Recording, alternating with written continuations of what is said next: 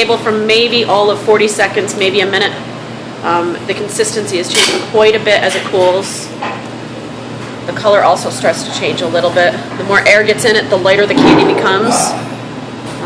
This part of the process doesn't add a lot of the color to it. The hook up there does, because they're going to be turning it and throwing it, incorporating air bubbles into all the strands. This is still hot enough. If you get it on your skin, you will have a most serious burn. Therefore, nobody touches the candy while it's in the state without having good gloves on.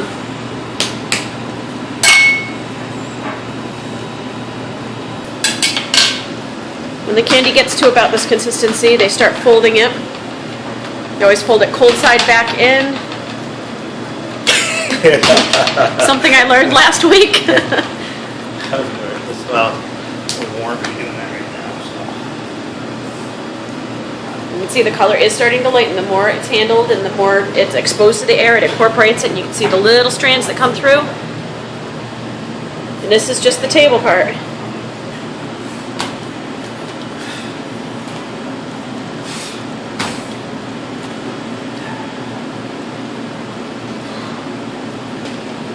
All right, here it goes.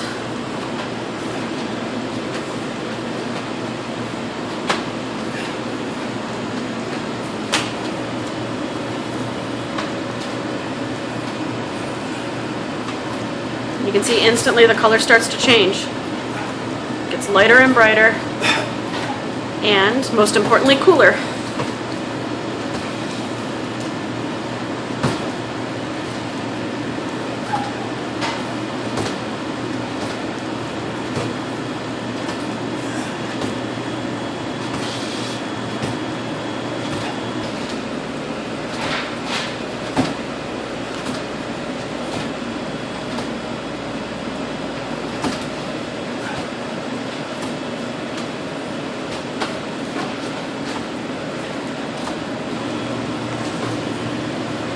Sorry, I didn't mean to make you dizzy there. Look at the difference in the color between that and when it came off of that kettle.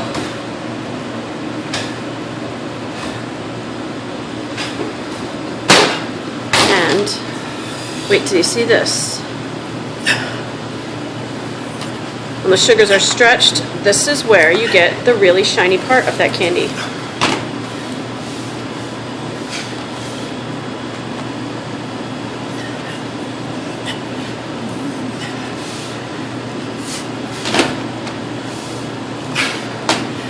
How's the peanut butter doing, Jenny? It's good, George. Okay, I'm coming in.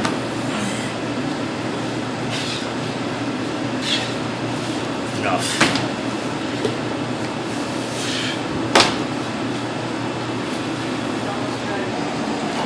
And for those of you that like peanut butter, this next part will be your favorite.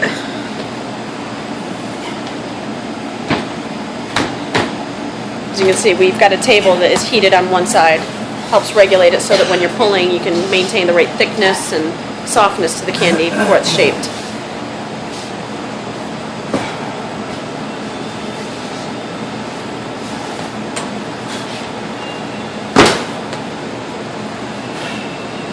And there's the peanut butter.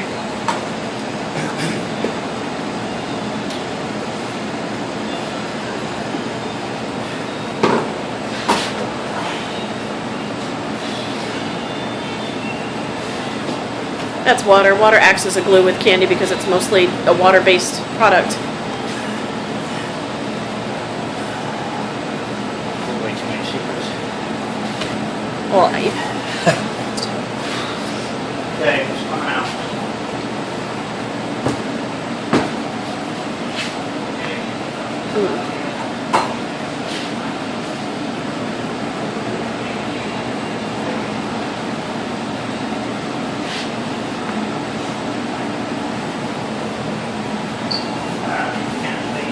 Getting ready to pull. All right, there's the first snip just to get that long piece off.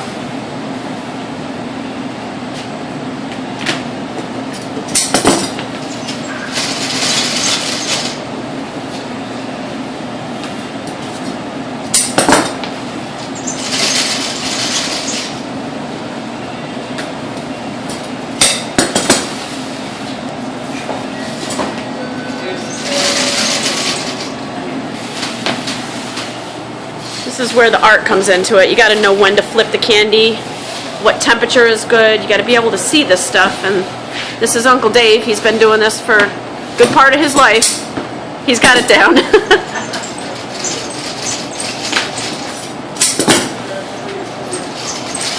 Inside every strip of that is a ribbon of peanut butter.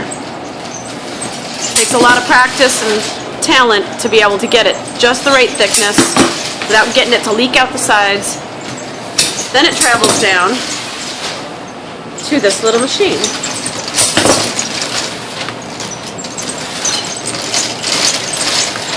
That gives the candy the shape. That's where it comes down and cools before it can be packed.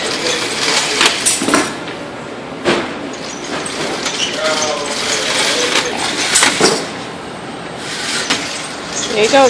Takes a couple of practice runs to get the kinks out. But pretty soon they start coming out like this. Nice and perfectly uniform. There's a slight variation with every little piece. It's handmade. We don't use machines. Every once in a while you get a traffic jam and something goes awry. No, I was saying because that's how this one comes out. It's like running into your hands, pretty much. It's like go for that.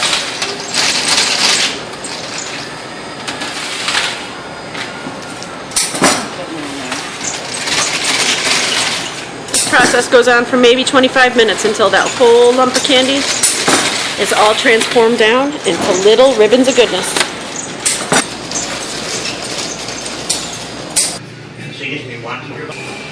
Alright, this is what the finished product looks like. You can see there's a little bit of variation in the boxes. This is all even the same batch, but that is the difference. You can see this one has quite a bit more peanut butter showing through than the ones next to it. Peanut butter's still there, but it comes through in different spots within the candy. And it's a homemade craft candy. Not made with fancy machines. It's made with know-how and knowledge and a little artistic ability. And just a lot of family heritage behind it. This is from the Ferris family, from Boston Candy Kitchen, Glens Falls, New York, via the original Pancake House on Windward Parkway in Alpharetta. Merry Christmas.